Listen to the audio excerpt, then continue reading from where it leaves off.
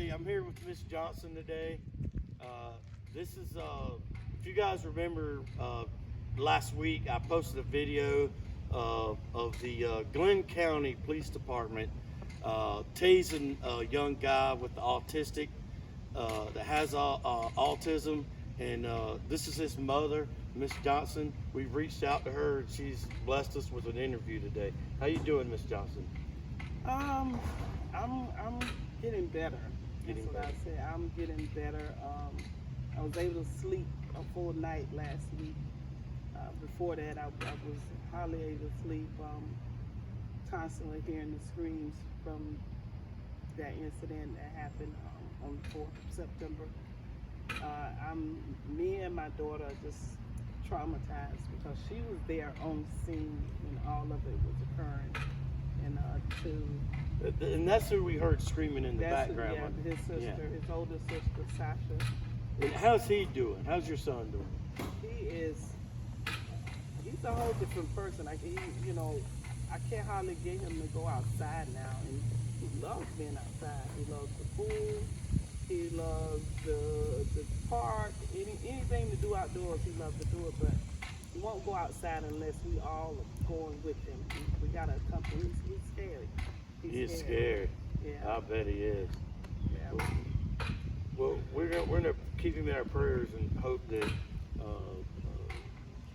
he can get past this and can heal himself. You know, this is a lot to deal with. I understand that. We trust in God. Amen.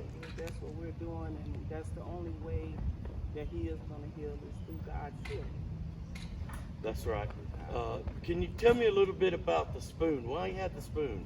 He is, if anybody know anything about autistic people, they have to have two objects in the hand. And he used to be a big fan of action figures, but as he's gotten older, it's been the spoon. Started off with him going to the kitchen, grabbing it, wanting me to make him grits. This is my grit spoon, so he'll get that spoon and he'll carry it around in the house, and sometimes he'll have it when he takes his walks. It's his comfort. It's his comfort. Some people have blankets, some people smoke, some people drink. He has his spoon. So that was his comfort. He'll take a walk with his spoon, and if he's stimming, you might see him doing this with his spoon. That's his comfort. And I never knew his comfort spoon was going to cause him to be attacked brutally for carrying it while he's walking.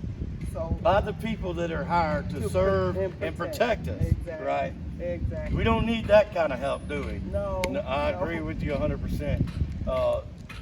Tell us a little bit about how autism works. For those that may not know, give us a little bit of insight on autism. Living on the autism spectrum, and my son got diagnosed at 2 years old with autism, and having to deal with the different changes as they get older, the behavior, the sensory.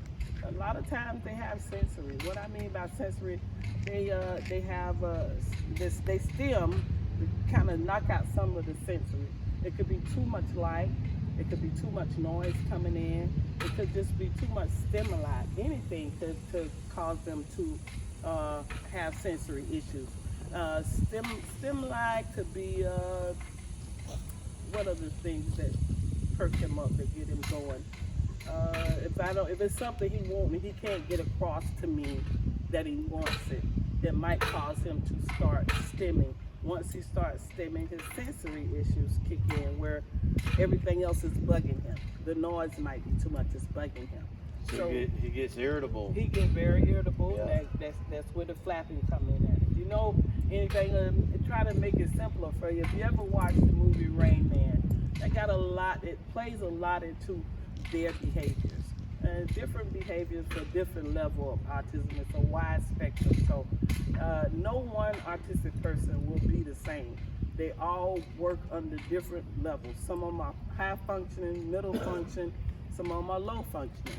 It depends on whatever psychological age they have been evaluated at. For Rajon, he was evaluated at 6 years old. He functions on that level. So if you don't know you're dealing with a 20-year-old man that's functioning at a 6 or 7-year-old level mentally, then what 6 or 7 year old gonna respond to lay down or sit down or come here? They gonna run because they're afraid, especially from unfamiliar people.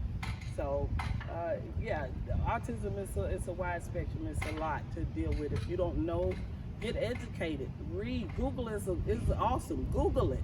Whatever you think you don't know about autism, Google it. Or hey, hit me up on Facebook. I don't mind telling you. I'd rather tell you what's going on than you try to figure out. If you have a loved one that's on the spectrum, trying to figure out, hey, what's this or what's that? I can tell you. I'll direct you to resources that could help you. That's my main goal is to make it safe for anyone that's living on the spectrum. As they get older and older, they can't have no freedom. They can't walk down the road. They should be kept locked away. Is that what society's saying to do with them? No, they're human too. They want to have some form of freedom, some form of independence. And we give them as much as we can and try to keep them as safe as we can. I don't want to continuously have fear that my child is going to be Let me interrupt you for a moment. While we're out here interviewing with Ms. Johnson, we have 2 Glynn County Police Department cars parked right here running. They're watching us. 3 just left this parking lot over here, and there's 2 more backed under the trees over there. They've been following us around all day, keeping an eye on us. And had they just done that to Miss Johnson's boy, just watched him for a minute, none of this would have ever happened. Now, Miss Johnson's son, she said he's on a 6 to 7 year old mentality, and a 6 or 7 year old kid, whenever they see somebody they know or they think they know, they'll run up and want to hug them. Yep. That's something that happens. Now, the cops that normally patrol around Miss Johnson's area, they know him. They know how he acts, and he knows them. And that is perhaps maybe what he was trying to do when he seen that cop, is walk up there and hug that cop, because that is what he's used to doing. And that's how he was positioned. He was walking up to them with arms wide open to give them a hug, because that's the innocence of him. He don't know that you're gonna hurt him. He don't even know how to respond to you fighting. He's never been in a fight. So for you to tackle him to the ground, all he can do is scream, because he don't know how to fight. He's never been in a fight. But it's just overwhelming that the inhumaneness of it all. The inhumane. I like that you keyed in on it. Inhumane, and I agree. They treat animals in cages better than that. Way they treated your son, and I'm sorry they've done that. Has the chief been in contact with you? No one. Has anybody from Glynn County Police Department been in contact? No one from Glynn County Police Department. Nobody contacted me other than a couple of people that I used to work with. They called me. A couple of people have messaged me, a messenger, and said they'll stand with me. Listen, if you're gonna stand with me, stand with me. Stand with me. All I'm trying to do is keep my son safe, like any other mother or any other father would want to do. Nobody wants to see their child get hurt or killed. Just like I said before, Glynn County, I've already had that happen. We don't need to have that happen as a community again.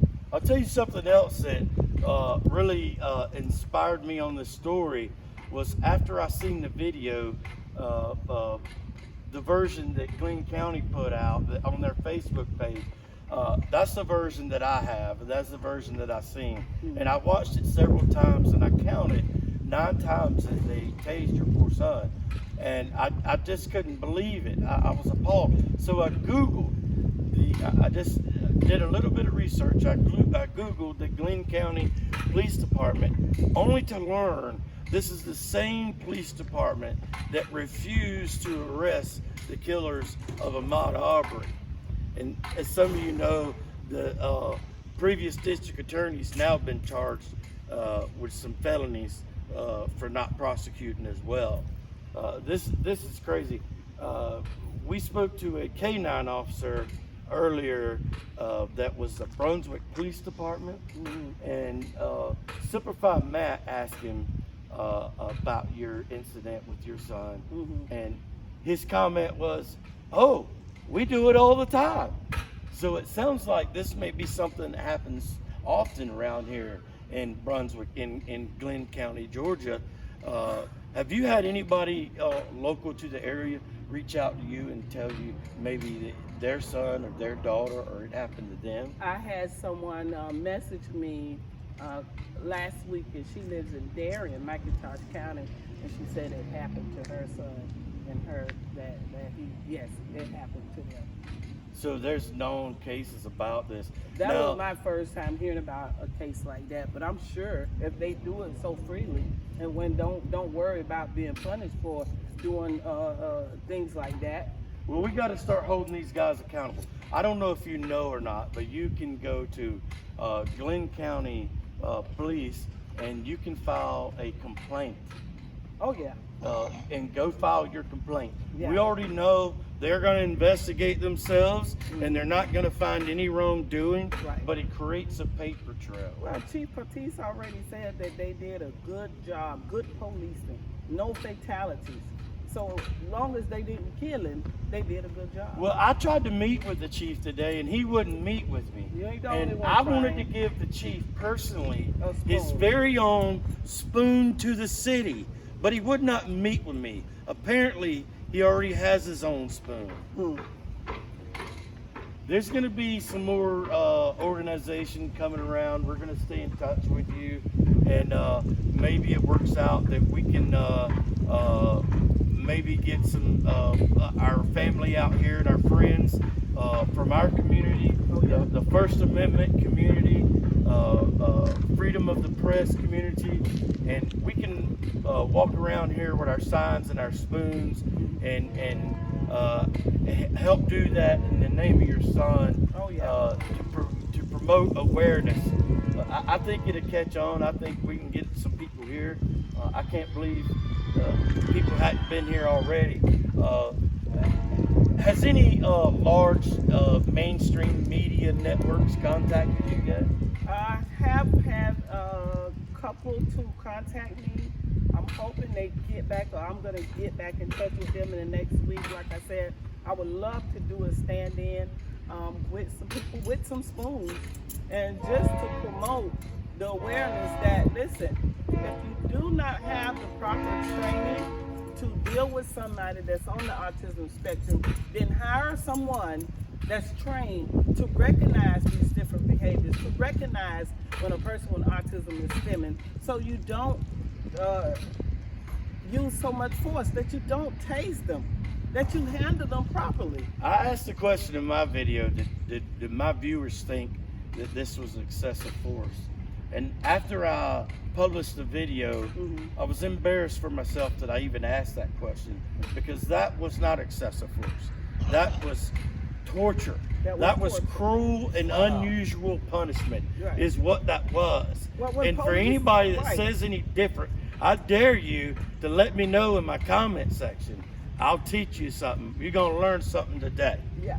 Well, I tell you what, if you think it was not excessive force, let me get a taser and come see me and let me tase you at least 3 times. I promise you, you'll think it's excessive force. Because as a person that know about training, the police officers are trained, so they had to go through tasing. So they understand one tase is painful. So imagine 8 tasers, 9 tasers, 10 tasers, and you're being tased.